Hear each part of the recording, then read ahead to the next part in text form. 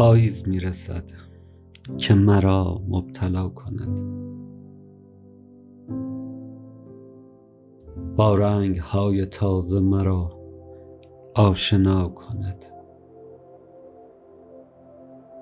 پاییز میرسد که همانند سال پیش خود را دوباره در دل قالیچه جا کند.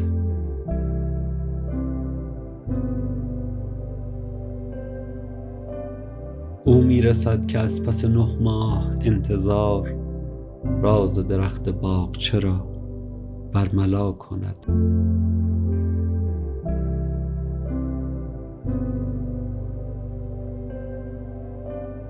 او قول داده است که امسال از سفر اندوه‌های تازه بیاورد. خدا کند.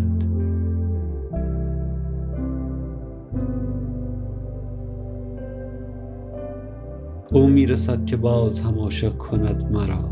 او قول داده است به قولش وفا کند.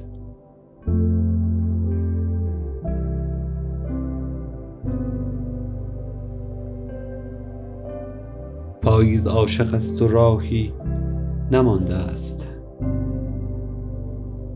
جز این که روز و شب بنشیند دعا کند. شاید اثر کند و خداوند فصلها یک فصل را به خاطر او جا به جا کند. تقویم خاص از تو بگیرد بهار را، تقدیر خواست راه شما را جدا کند. خش خش صدای پای خزان است. یک نفر